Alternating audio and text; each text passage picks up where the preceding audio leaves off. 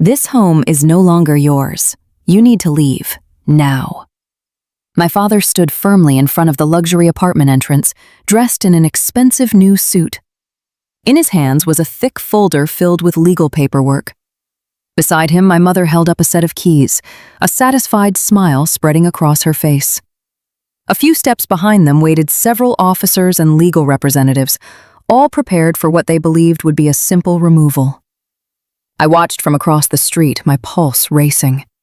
My grandfather, Jeff Cooper, 75 years old, had only recently returned from what everyone believed was a 3-month trip across Europe. Now he was facing the possibility of losing the very home he had spent decades creating and caring for. Yet something felt strange. While everyone else appeared confident, Grandpa showed no sign of fear or concern. Instead, he remained calm, wearing the same gentle smile that had always made people underestimate him. Then he spoke a single sentence that instantly changed the atmosphere. "I expected this. That is exactly why I never truly left town." A chill ran through me. The certainty in his voice suggested he knew far more than anyone standing there realized. If you found yourself in a situation like this, what would you do? Share your thoughts below. Because what unfolded after that moment was something none of us could have predicted. My name is Emma Cooper.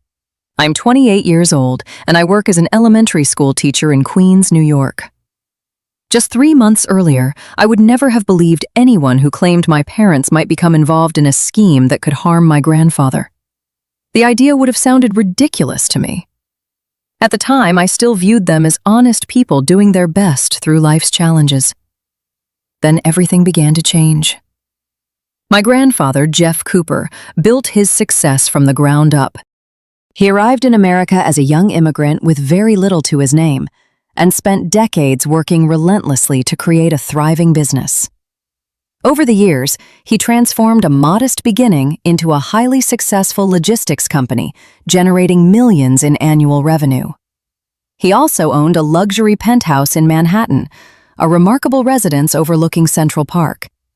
The apartment was spacious, elegant, and filled with antiques, rare books, and memories collected throughout a lifetime. My parents lived a much more ordinary life. My father, Richard, worked as an accountant, while my mother, Linda, held an administrative position in human resources. Together, they earned enough to support a comfortable household in New Jersey. Their life was modest but stable, centered around mortgage payments, family routines, and occasional vacations. For most of my life, I believed they were satisfied with what they had. They never appeared interested in my grandfather's wealth. And although my father and grandfather were not especially close, their relationship remained civil and respectful. Everything shifted early that year. My father's employer suddenly shut down operations, leaving hundreds of workers without jobs. The loss came without much notice, and finding another position proved far more difficult than expected. As the weeks passed, financial pressure mounted. Bills continued arriving, while savings steadily disappeared. Before long, the family was struggling to keep up with mortgage payments and household expenses. As their situation worsened, I noticed something unfamiliar in my father's attitude whenever my grandfather's name came up. The respect was still there on the surface, but underneath it seemed mixed with something more deliberate. It was a look I had never seen before, one that left me feeling uneasy. One evening, my parents asked me to come over because they wanted to discuss an important family matter. When I arrived, paperwork covered the dining room table. Financial statements, monthly expenses, and carefully organized spreadsheets were spread out in neat piles. My father reviewed the numbers while my mother watched quietly. They explained that maintaining their current lifestyle had become nearly impossible. Unless something changed soon, they would face serious financial consequences. Then they presented their idea. They planned to move into my grandfather's penthouse. According to them, he had welcomed the suggestion. They said he liked the thought of having family nearby and appreciated the company after years of living alone. From a practical standpoint, the arrangement seemed to make sense. The apartment had more than enough space, and sharing a home could reduce expenses for everyone involved. I wanted to believe it was simply a family helping one another through a difficult period. Yet something about the conversation felt strangely calculated. As the discussion continued, my father casually mentioned that caring for Grandpa might strengthen family bonds and perhaps influence future decisions regarding the estate. The comment was brief, but it lingered in my mind long after the conversation ended. I reminded him that Grandpa remained healthy, independent, and fully capable of making his own choices. My father quickly agreed and changed the subject, but the discomfort remained. That night I drove home with a growing sense that something was not quite right. A few weeks later, my parents officially moved into the penthouse. Not long after, Grandpa called me himself. His voice sounded warm and upbeat, as if everything was perfectly normal. "Emma, come visit." When I visited the penthouse that weekend, the atmosphere felt completely different from what I remembered. The apartment was filled with activity and conversation, far more crowded and energetic than it had ever been during Grandpa's quiet years alone. My mother welcomed me warmly at the door. She seemed happier than she had been in months. "Come in," she said. "I just finished baking cookies from an old family recipe." As I stepped inside, however, something immediately felt out of place. The apartment no longer looked like Grandpa's home. The soft colors he had carefully chosen over the years had been replaced with darker, trendier tones. Several familiar decorations were gone. In their place stood modern artwork and contemporary furnishings that reflected someone else's taste entirely. Mom proudly pointed out the changes, explaining that the apartment needed a fresh look. When I asked whether Grandpa had been involved in those decisions, she brushed the question aside and said he had left everything up to them. The living room told the same story. Furniture that had been part of Grandpa's life for decades had disappeared. Shelves once filled with books and personal collections had been rearranged or moved aside. The space felt polished and fashionable, yet strangely impersonal. I asked where Grandpa was.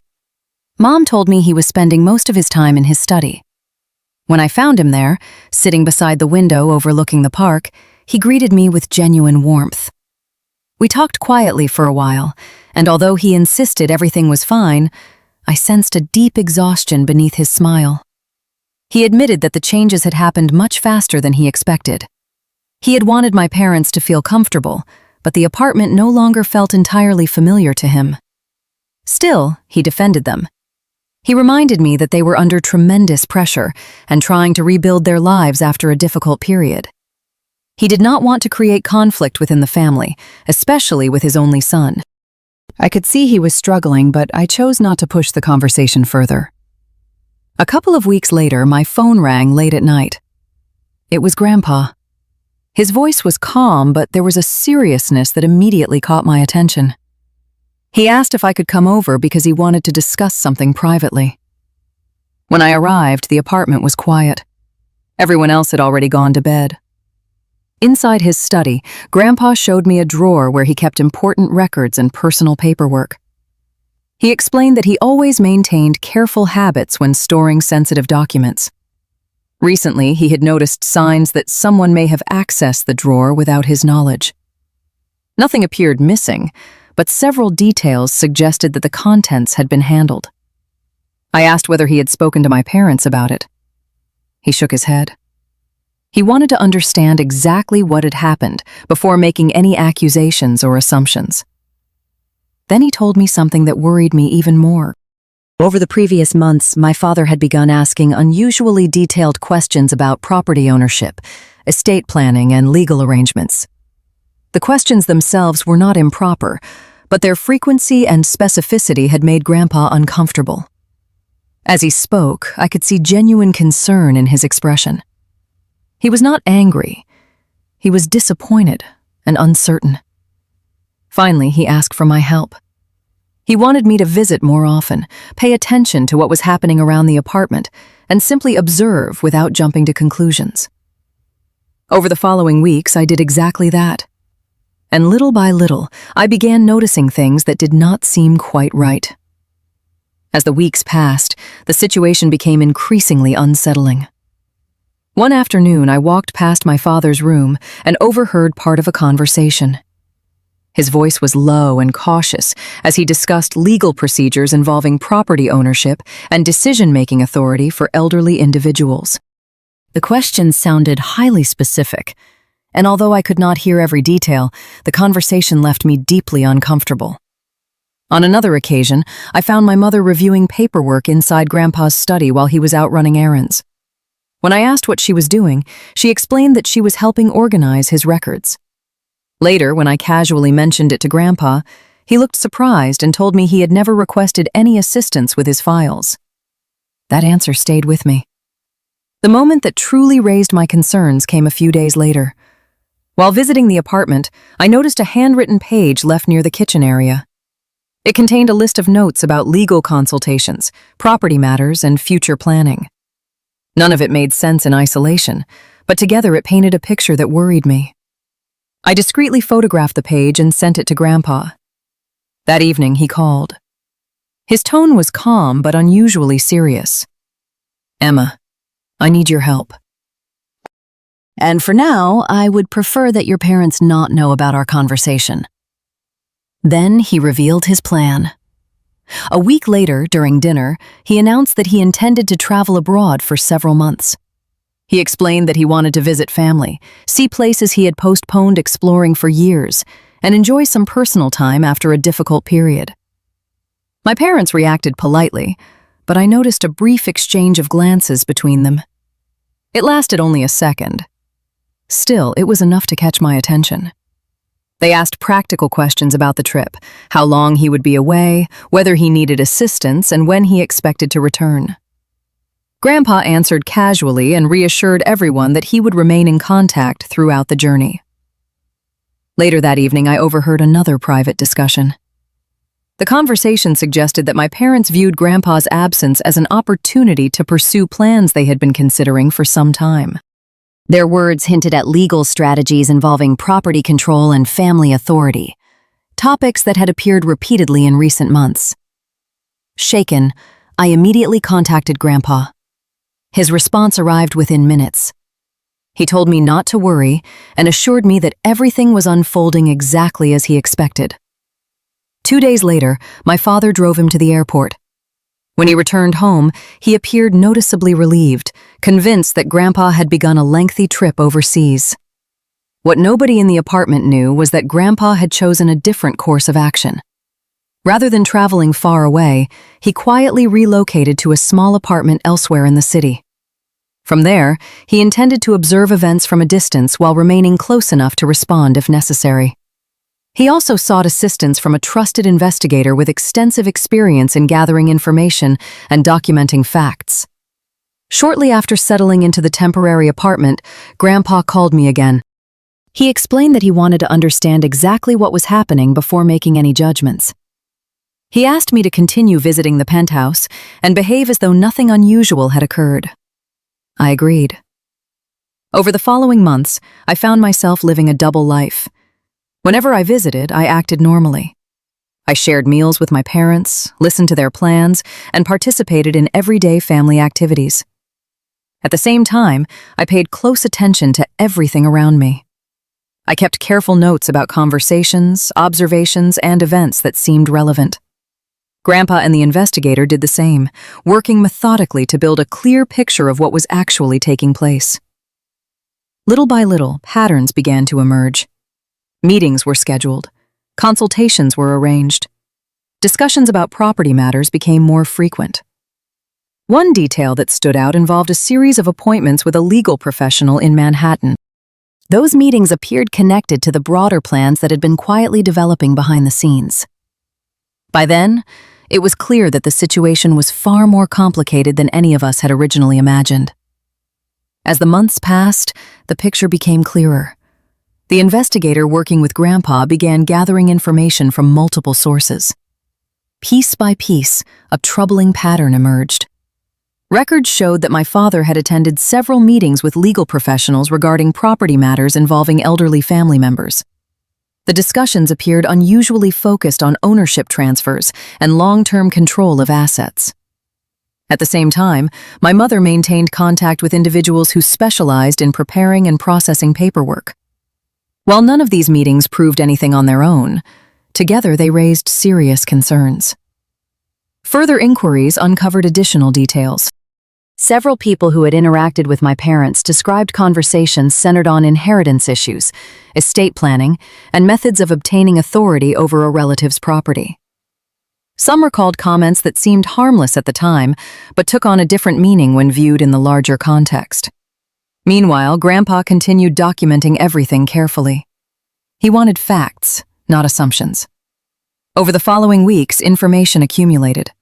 Conversations were preserved. Meetings were logged. Timelines were organized. Every detail was reviewed and stored.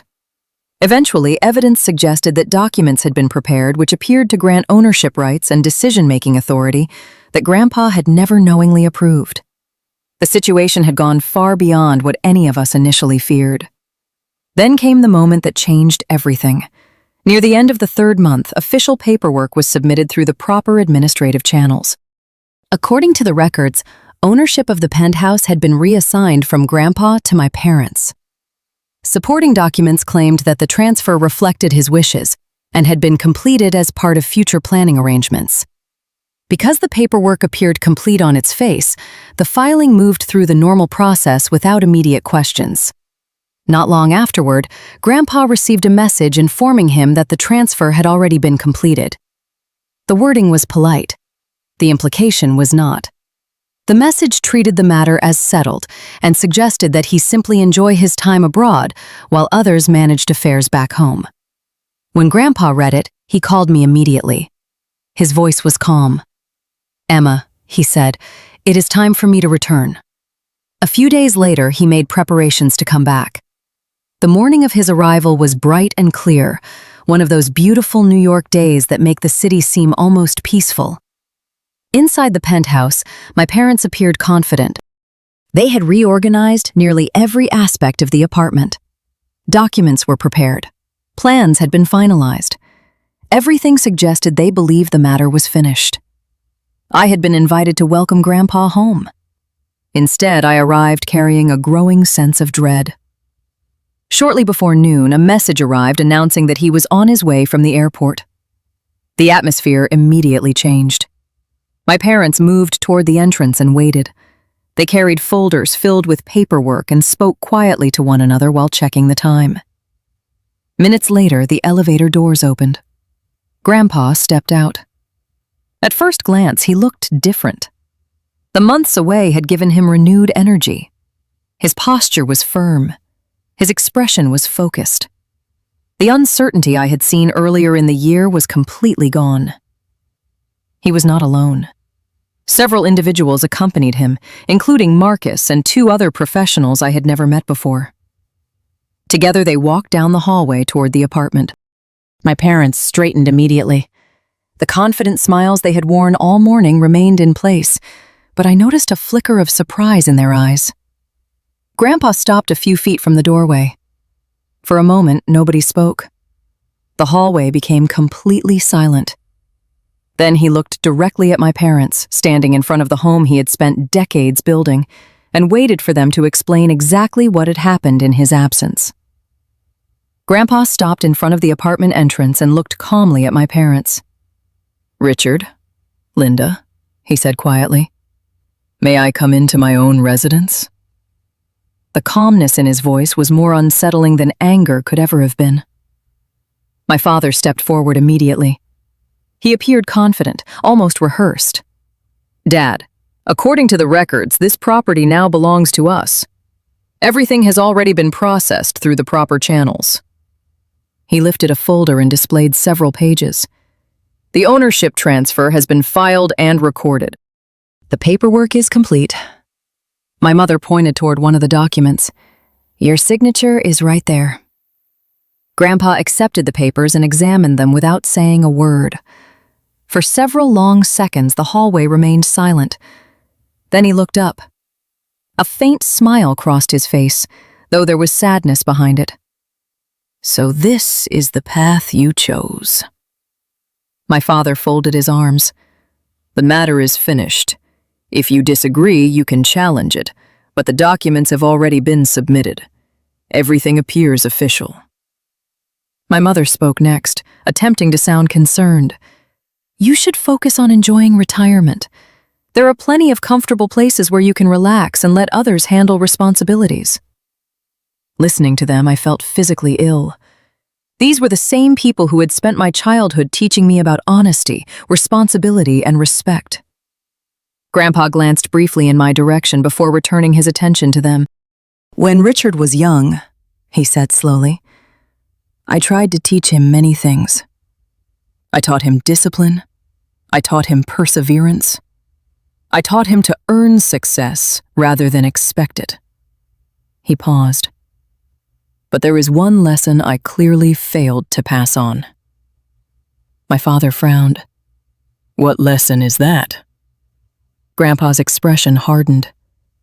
That if you decide to deceive someone, you should never assume they are unaware of what you are doing. He then nodded toward Marcus. The investigator stepped forward carrying a large case. He opened it and removed several folders, each thicker than the documents my parents had been holding. His tone was calm and professional. Over the past several months, Mr. Cooper has been conducting a thorough review of events related to this property and the documents submitted regarding its ownership. My parents immediately lost their composure. Marcus continued. The review includes witness statements, financial records, communication logs, timelines, expert analysis, and numerous supporting materials collected during the investigation. He placed several folders on a nearby table. The evidence suggests that multiple documents connected to the transfer require detailed examination and verification. It also raises significant questions regarding how certain records were prepared and submitted. With every sentence, the confidence drained from my parents' faces. My mother's hands began shaking. My father stood motionless, staring at the growing stack of files. Marcus calmly outlined the findings.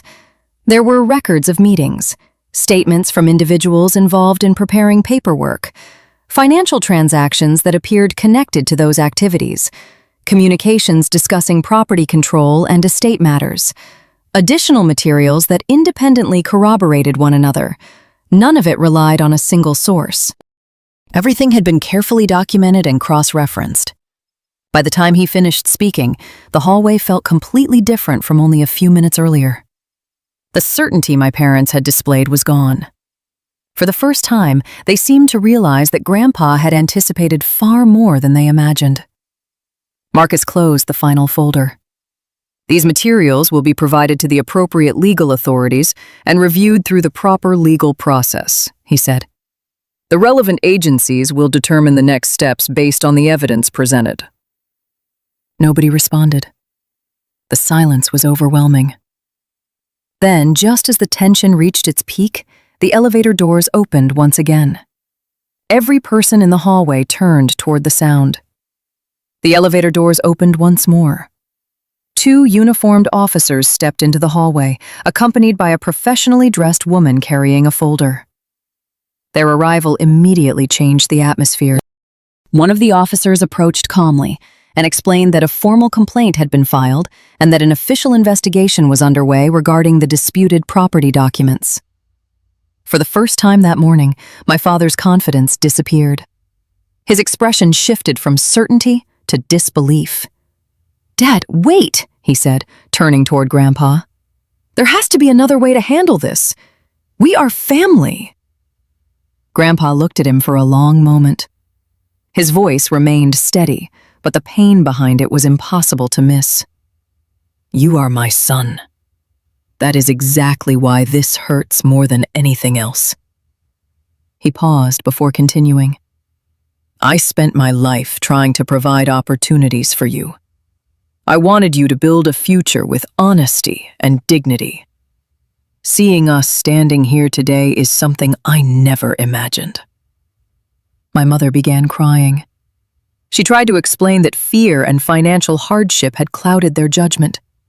She spoke about losing stability, about anxiety, and about months of uncertainty. Grandpa listened without interrupting. When she finished, he answered quietly. "If you needed help, you could have come to me honestly. We could have found a solution together. What hurts is not the hardship. What hurts is the loss of trust. The officers then continued with the formal procedures. Around us, the normally quiet hallway had become crowded. Residents had stepped outside their apartments. Building staff watched from a distance. Everyone sensed they were witnessing a deeply painful family conflict. As my parents prepared to leave with the authorities, my father finally looked directly at me. There was disappointment in his eyes. You knew what was happening, didn't you? Tears filled my eyes. I took a deep breath before answering. I stood by Grandpa because I believed he deserved to know the truth. My voice trembled, but I continued. The people who taught me about honesty were you and Mom. I followed the values I was raised to believe in. For several seconds, nobody spoke. Then the elevator doors closed. The hallway became silent once again. Grandpa remained standing in the same spot, staring at the empty space where his son and daughter-in-law had disappeared from view. The weight of everything seemed to settle on his shoulders at once. I walked beside him and gently placed a hand on his arm. Are you all right? He did not answer immediately. When he finally spoke, his voice was barely above a whisper. Not today. But someday I think I will be. Behind us, workers had already begun restoring access to the apartment. The home that had been at the center of months of conflict was finally returning to its rightful owner. In the weeks that followed, life remained complicated. One evening, my phone lit up with an incoming call from my mother. I stared at the screen for several moments before letting it ring out. A voicemail arrived shortly afterward. Her message was emotional. She spoke about regret, confusion, and the difficulty of living with the consequences of recent events. She asked if we could talk.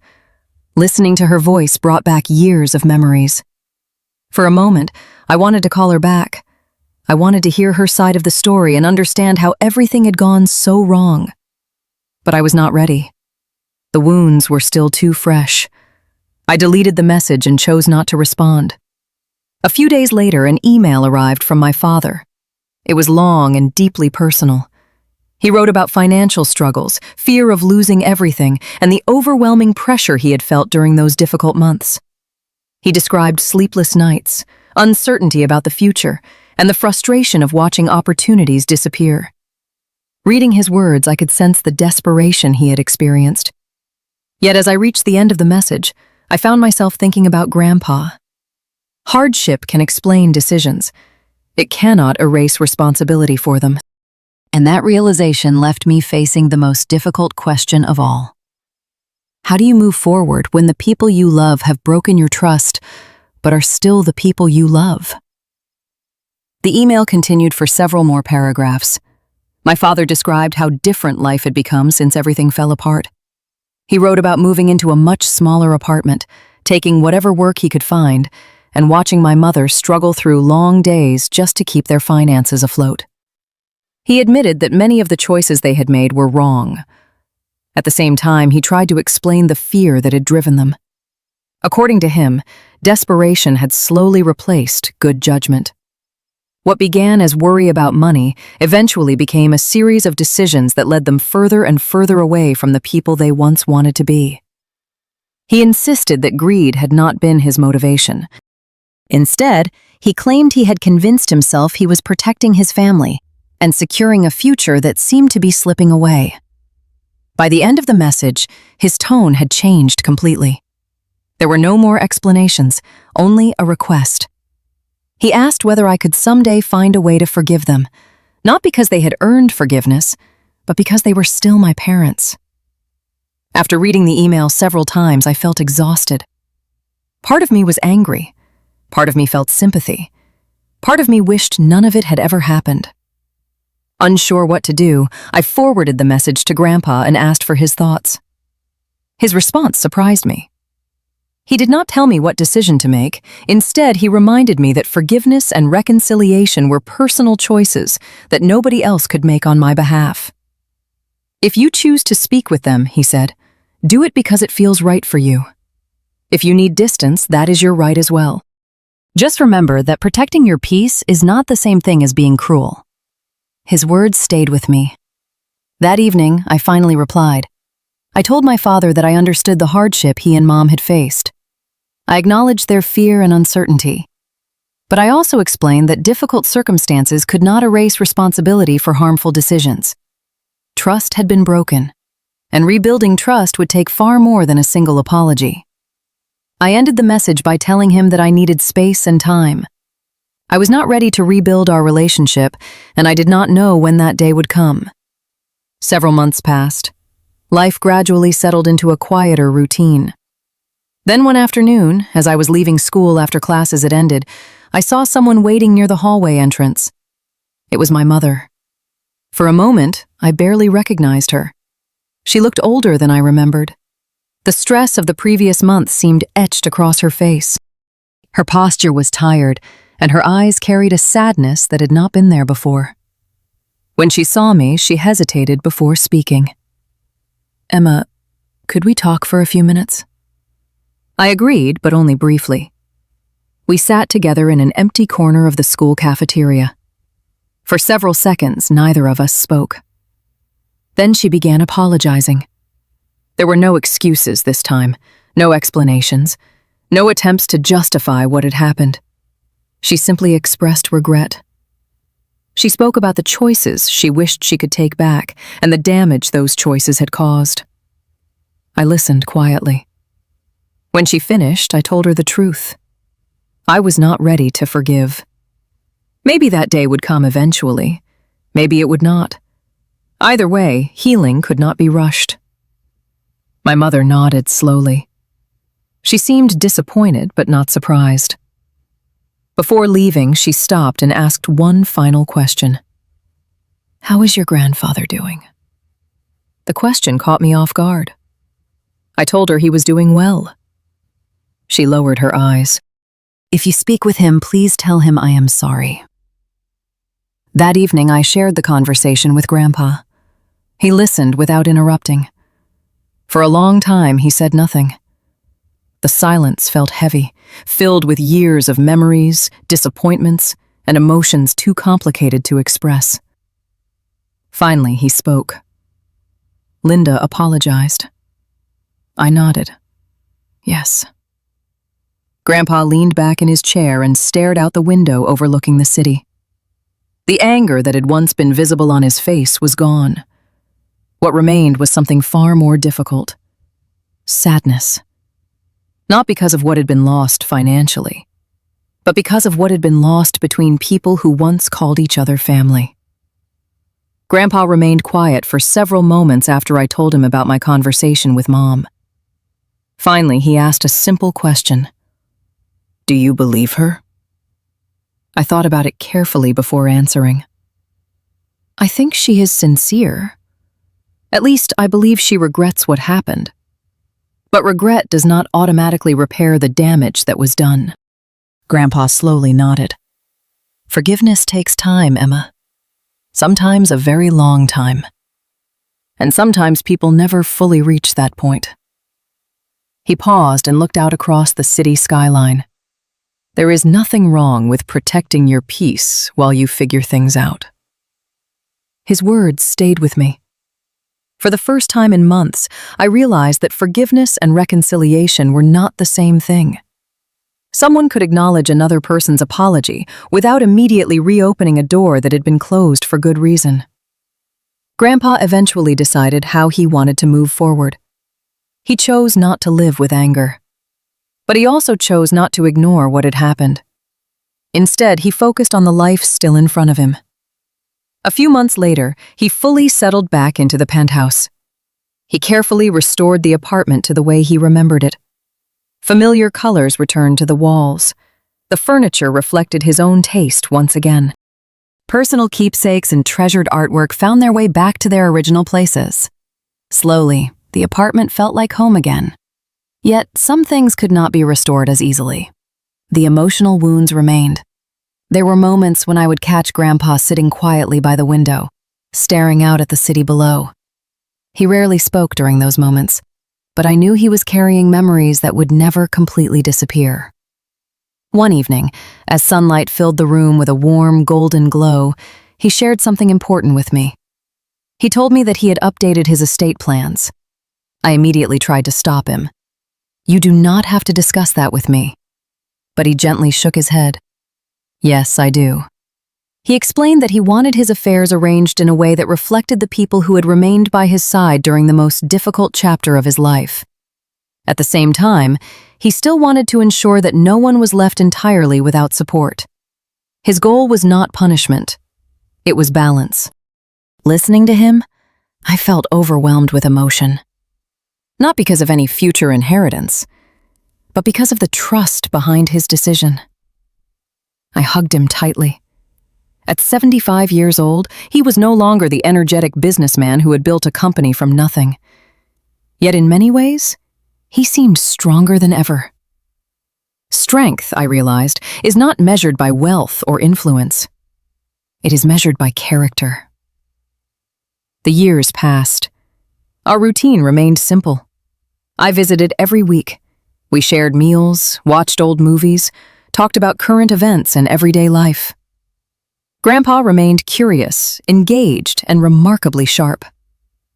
Those ordinary moments became some of the most valuable memories I have. My parents occasionally attempted to reconnect. Sometimes there were letters, sometimes messages, sometimes apologies. I never responded with anger, but I also never rushed myself into forgiveness before I was ready. Healing has its own timeline. Some relationships recover. Others never return to what they once were, and that is simply part of life. Looking back on everything, the most important lesson was not about money, property, or legal disputes. It was about trust. I learned that family is built through actions, not titles, through respect, not obligation, through loyalty during difficult moments, not convenience during easy ones. Grandpa taught me that lesson not through lectures, but through the example he set. He showed me that kindness should never require surrendering your boundaries. He showed me that forgiveness can coexist with accountability. Most importantly, he showed me that protecting yourself from harm does not mean you have stopped caring. Today, when I think about what defines a family, I no longer believe it is determined solely by shared ancestry. Family is made up of the people who treat one another with dignity, who stand together during hardship, and who choose respect even when circumstances become difficult. Those are the bonds that truly last. And sometimes, those bonds become stronger than blood itself. If this story made you reflect on trust, forgiveness, and family relationships, take a moment to think about how you might respond in a similar situation. The answers are rarely simple, but they often reveal what matters most to us. Goodbye, and see you again.